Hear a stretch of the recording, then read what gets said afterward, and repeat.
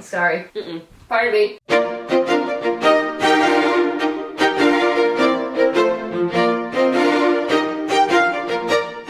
Well, hi everybody! Well folks, coming hot off the trail of our extremely bonkers Valentine's Day Mad Libs video, we're back with another video, and this one is going to be vastly different from our last one. But if you've been following our channel for any number of time, or if you watched the end of our last video, you'll know that we like to take things out of boxes while you watch, and so that is going to be the theme of today's video. But it's going to be a little bit different. Over the past 4 years now, we've both done a variety of unboxings, but we kind of have our own subscription boxes. For me, I usually do Japan Crate is the most common one I do.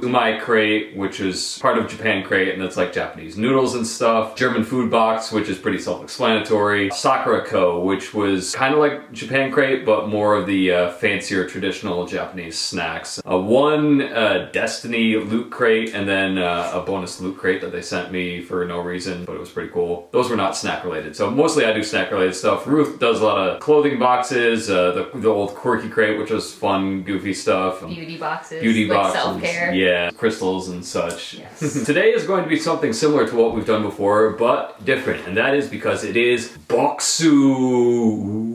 Bokksu is another Japanese snack subscription box. Japan Crate, as I mentioned, they're more trendy, kind of poppy Japanese snacks like chips, candies, chocolates, pop culture stuff. Things that if you went to Japan you might find in like gas stations, grocery stores, just fun, colorful stuff. And things that you actually can nowadays find more often outside of Japan. If you go to like Asian grocery stores, or even sometimes regular supermarkets carry a lot of the candies and sometimes chips that you would find in Japan Crate. With Bokksu, these are supposed to be more artisanal, sort of locally crafted, traditional Japanese snacks, more gourmet things that you would find only in Japan. If that sounds familiar to you, that's because that sounds a lot like Sakuraco, which is, from what I've read, Bokksu sounds like it's very, very similar to Sakuraco. There are two different companies. Bokksu actually did recently acquire Japan Crate. They're two totally different subscription services, but the same company now owns them. This box, you can do a subscription service where it's a little more expensive than Japan Crate because it's supposed to be higher quality, supposedly better shipping. The boxes are seasonally themed around certain flavors or festivals. When you start off with Bokksu, you're supposed to get a Seasons of Japan crate as your first one that represents snacks and foods from all the different seasons in Japan. But that's not what I did, because I saw an ad for Bokksu that was advertising their new mascot, who is a fox named Fokksu. Because if you've watched our videos before, you'll know that foxes are my favorite animal. So considering my affinity for foxes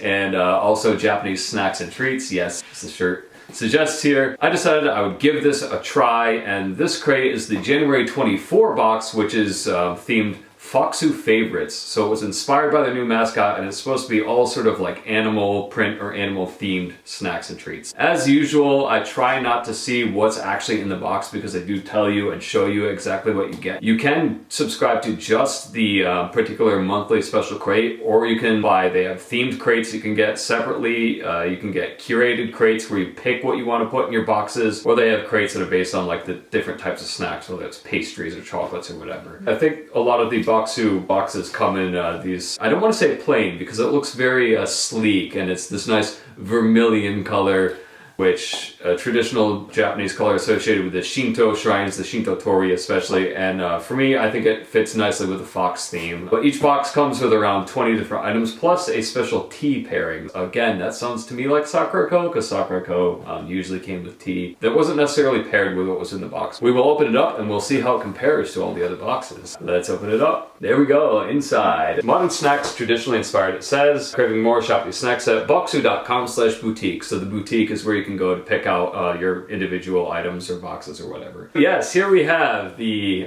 pamphlet, I'm assuming, which will probably tell what's all in here. Fokksu favorites, and there you have the nice stone fox statue. They had these are very common at the Fushimi Inari Taisha in Japan near Kyoto, which was one of my favorite places in all of Japan because it's filled with hundreds and hundreds of these ancient stone fox statues, which is really, really cool. But then it has the nice cartoon foxtail that Fokksu the mascot has. I will save this to read after I go through everything in the box, and we'll continue to go on through here. A nice little postcard featuring the same image that was on the brochure, and it's a little thank you note. I've been dreaming of creating Fokksu for years now, and I'm so happy to finally introduce the newest member of the Bokksu family to you. The idea of Fokksu came from my love for Japanese kitsune, fox folklore, and Japan's fun mascot culture, so they brought them together for Bokksu. I also love the idea of how mythical kitsune are known to bewitch humans with their magic in unexpected ways, similar to how we curate Bokksu snack box to surprise and delight you. It's a note from Danny Tiang, the founder of Bokksu and now owner of Japan Crate as well. Let's start with the actual snacks. There's some fun stuff to begin with here. So we have a cute little fox here to start it off, and it's ginger, I think. Looking at the hiragana here, I think it's like a ginger chewy candy. So we'll open this up and we'll taste it, because this should be a whole new world of experiences for us here. Right off the bat, just looking at some of the stuff that's immediately visible, the packaging has lots of cute and silly animal stuff on it. Woo!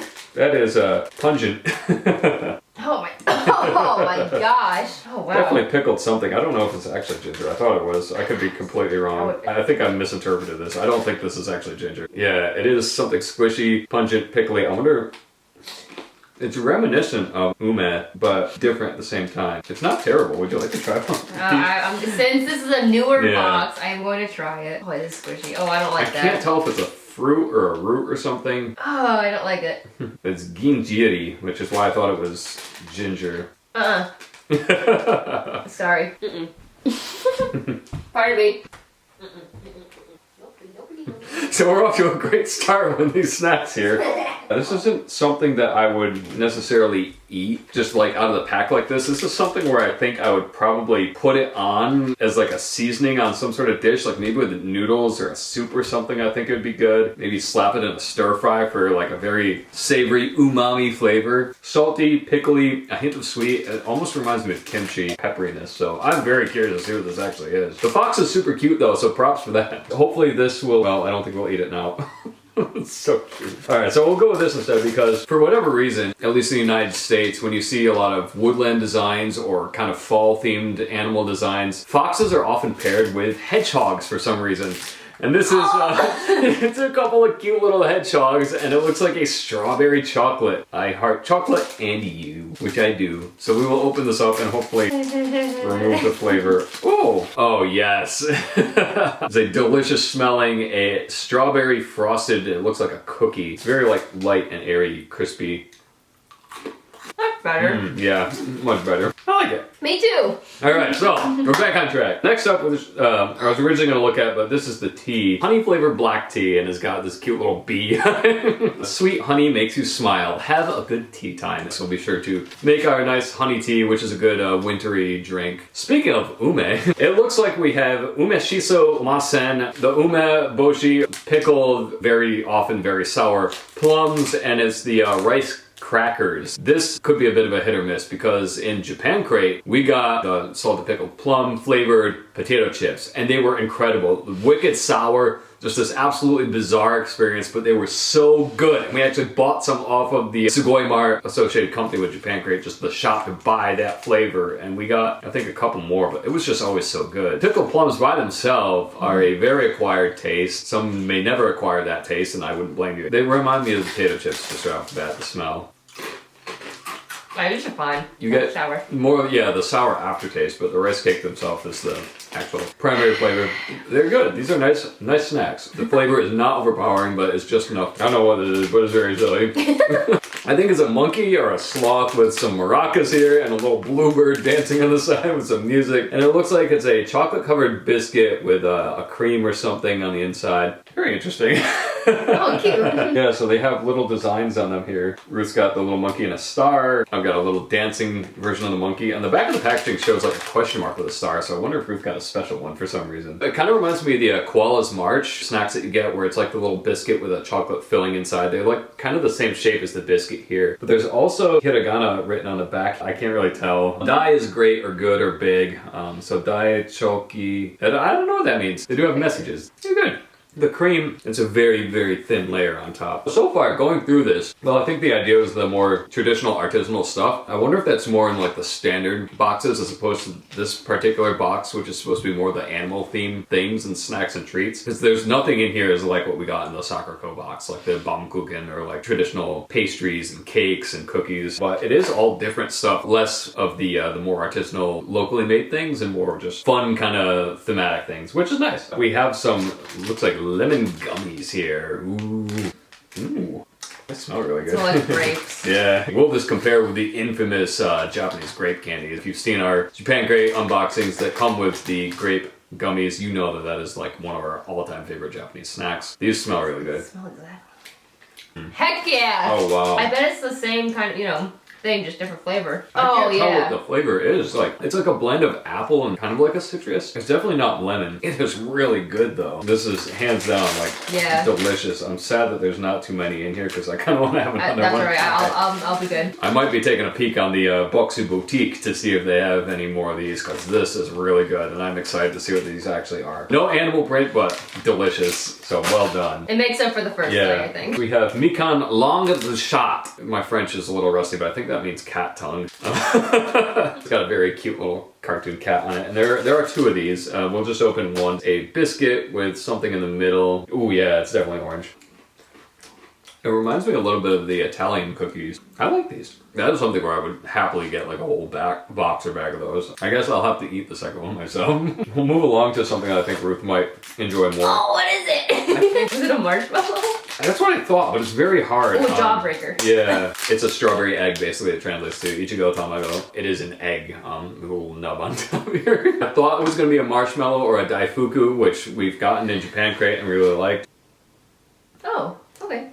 Wow, it actually tastes really good. I was expecting it to be like a full, like legit strawberry inside or something. I think it's a chocolate, like a light chocolate coating, a biscuit on the inside or like a cake, and then there's like a strawberry cream, which I think might be actually like a bean paste, but strawberry flavored. It's really, really good. It is very unique. It reminds me of the pastry bread from Sakuraco. Yeah, I wonder if this is one of the more traditional type of snacks. It does have like that particular Japanese pastry sort of consistency and flavor. I'll have to see if I can get like a whole bunch of those and get those for Easter because that'd be really fun. Speaking of daifuku, like a mochi or the Japanese sweet rice cake, they pound the rice. Here we do have fruit daifuku mochi white peach. So I don't know that we've gotten too many fruit food. A nice powdered sugar puff there. Daifuku often comes with the anko or the red bean paste. As you can see, it is this gooey gelatinous rice cake. Very powdery. Would you like to take a bite?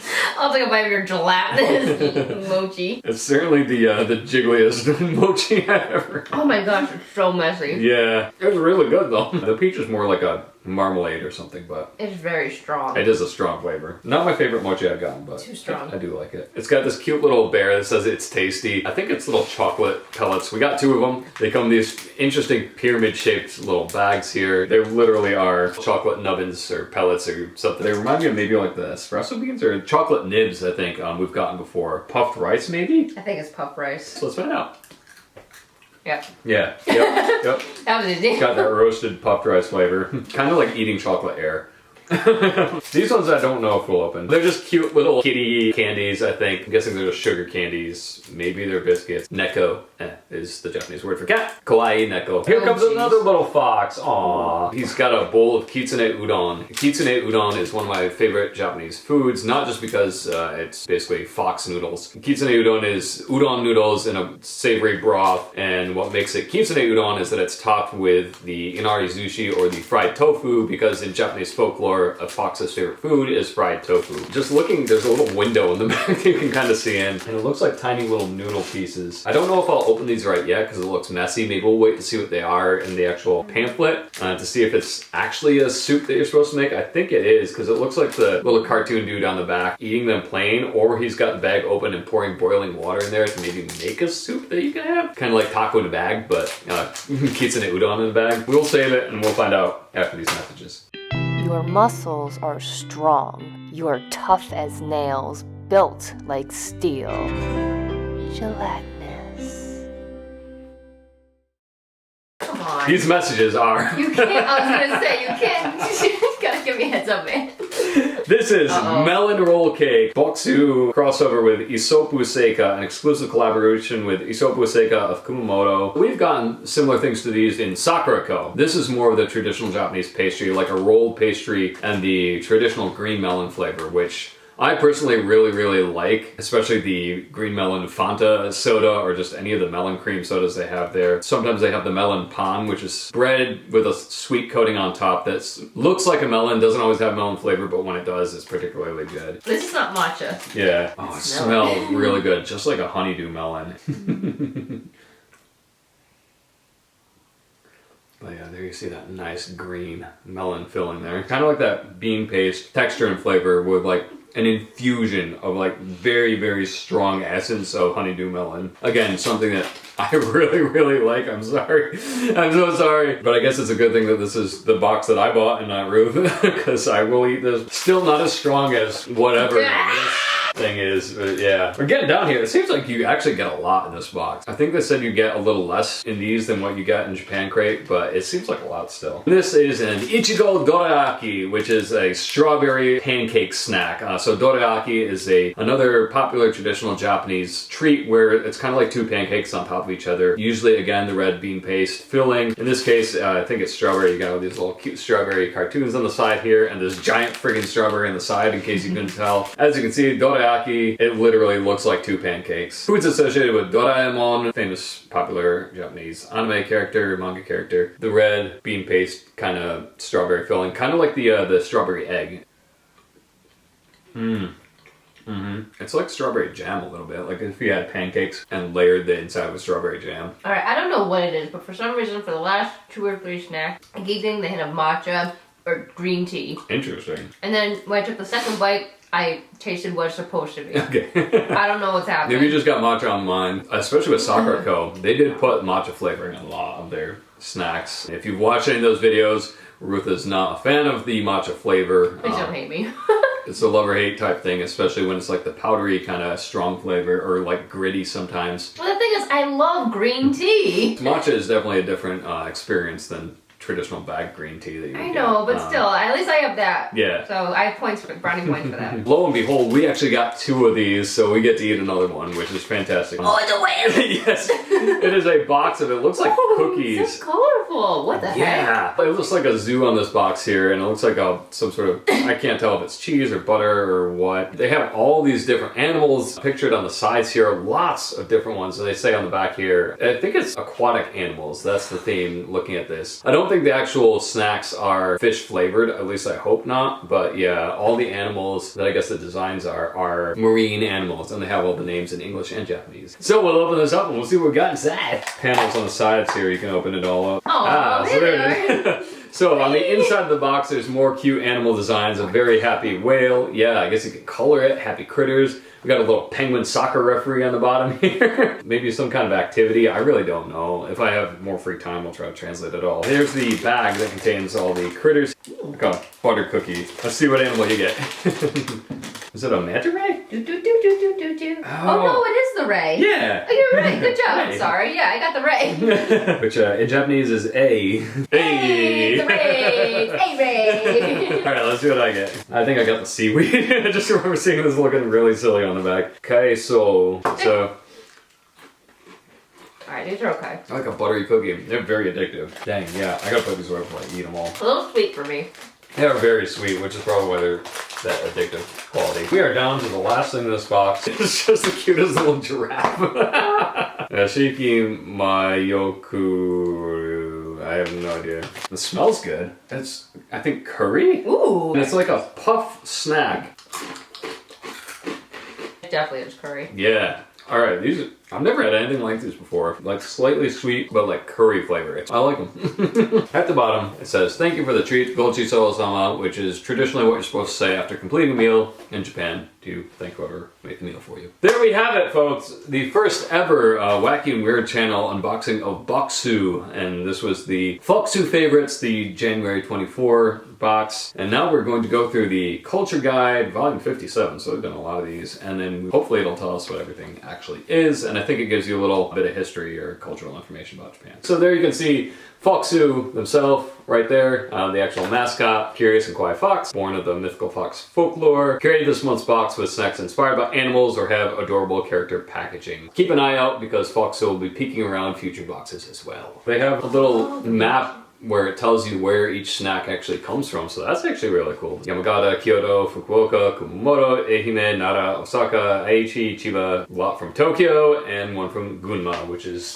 our little whatever this is here. Let's learn Japanese. That's fun. So again, we have our little stone fox. The word for cute, as most of you might know, kawaii. Dobutsu is animal. Gotochi Kyara is local mascot. A lot of the Japanese cities that actually have animal mascots often are people mascots to represent them. So that's part of the mascot culture that they mentioned in the thank you note. Kitsune, one of my favorites. Fox. Finally get to find out what this is. This is gonjiri, pickled daikon radish bites. So that's what it was. So it's pickled radish. I guess that explains the little radish in the fox's basket here. Pickled daikon, I've never had it like dried like this. I've had pickled daikon like you would have an actual pickle, and it's actually really good like that. Chewy and dried like this is odd. This traditional gonjiri or crunchy snack is crafted from carefully dried daikon radish, providing an enticing balance of sweetness and acidity. It's typically eaten as a side with ramen or rice, and though it might not be for everyone, it's Fokksu's favorite snack this month. And I think maybe next time I eat a lot of miso soup, maybe I'll throw some of this in there. We have noodles, throw some of this on top, but I don't think I'll eat these by themselves. Sakuyama Choco Jiro chocolate cookies. They tell you what company or bakery or whatever actually makes these. These are by Shoei Delici. These bite-sized chocolate cookies feature light, crunchy biscuits that are topped with milk chocolate and cream, perfect for snacking. They come in 30 shapes and 100 chocolate imprints, featuring a charming character called Choco Jiro. 100 different sayings that we don't know what they are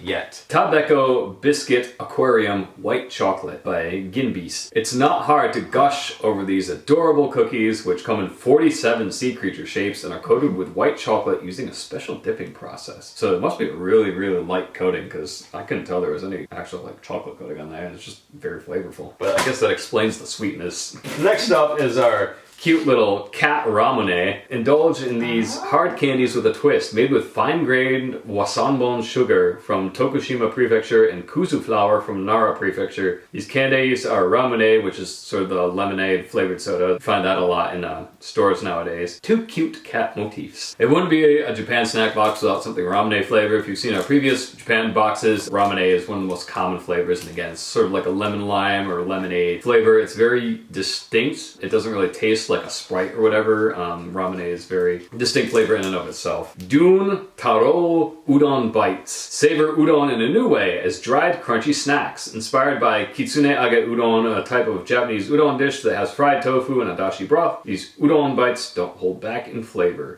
So I guess we might as well open them up and try them. I think you eat them as a handful. They are like these little crunchy, kind of like noodles basically. Just give myself a little sprinkle of them. Give them a try. Yeah, they're a lot like chow mein noodles you might get in a restaurant with a little hint of savory dashi flavor. I feel like these would be really good as a topping. Soup or noodles or rice. Maybe combine them with the pickled daikon. Amao Strawberry Dorayaki. Bite into these mini dorayaki, a Japanese confection made of two pancake-like castella pancakes with a sweet paste in between. This dorayaki has red bean paste flavored with Amao strawberries, which are known as the king of Japanese strawberries and popular in the winter. We have our Mugi chocolate. Deep flavors of chocolate come through in these barley pops. Okay, so not rice, but barley, which are tiny in shape and can easily be eaten by a handful. Yeah, you can easily eat this entire thing in one bite and not even realize you ate anything. All right, here we go. This is Hamanashi pear gummy. So this is actually a pear. It looks like a lemon to me, or a yuzu, or a citrus, but it's actually a pear, and that explains kind of like the appley flavor and why it didn't taste like citrus at all. These gummies feature the rare Hamanashi pear from Yokohama City and have a juicy jelly center that bursts with flavor from the ripe fruit. So Bokksu, you just gave us our second favorite gummy candy from all of Japan, and that is this apparently super rare pear that we had no idea existed. So I guess we have exquisite taste or something, but yes, I will be on the lookout for more of these because these are excellent. Yeah, I guess I'll have to buy them all if they're so rare. Wow, these are really good.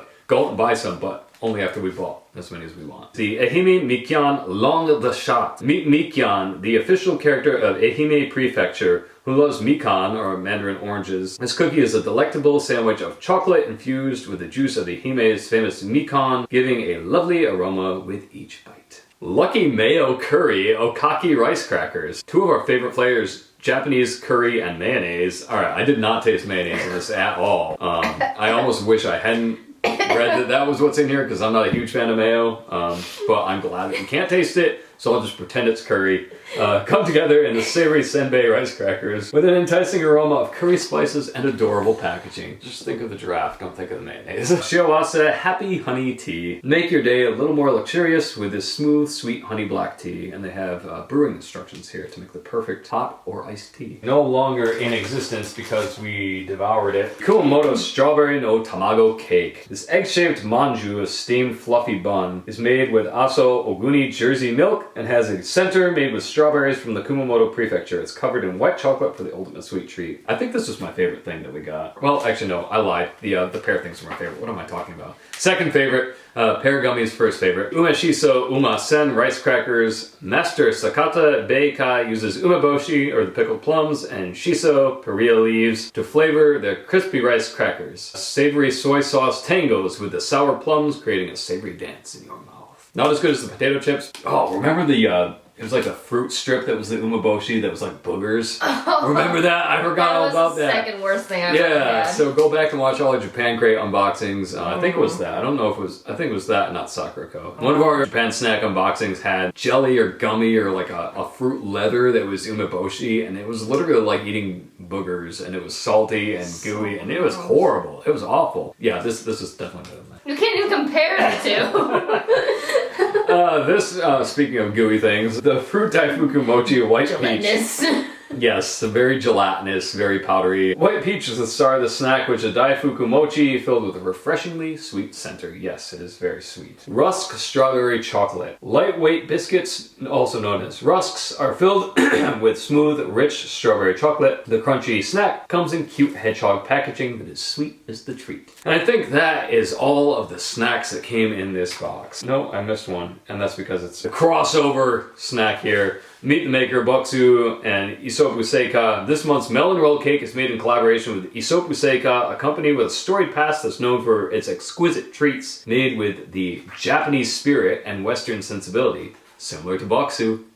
That was this melon roll cake, which one of us enjoyed. Made by hand from the finest ingredients, this snack is rolled by artisans and considered Amakusa City's traditional nanban temaki kashi, or a confection brought to Japan by Portuguese, Spanish, and Dutch ships in the 1500s. The fluffy sponge cake is a Portuguese castella, and it's rolled with white bean paste with a rich melon flavor. And they just have another giant picture of the melon. Look at those melons. There you go. Giant melon roll, and a little bit more background of them. Isopu Seika is located in Kumamoto Prefecture's Amakusa City. Missionaries from Western countries like Portugal and Spain introduced the area to sweets like castella cakes and bolo biscuits, which eventually merged with Japanese snacks. So now that we're all done with our snacks and our melons and everything else, get to know Fokksu and the history of kitsune in Japan. So it's time, folks, for a history and folklore and fox lesson. Japan's folk fox lore, you can find plenty of kitsune or mythical foxes like me around Japan. We symbolize good harvests, cunning intellect, and prosperity, and are also known to be loyal guardians. Kitsune are traditionally depicted as representations of Inari, which is the Shinto deity of the harvest or rice, so very important figure in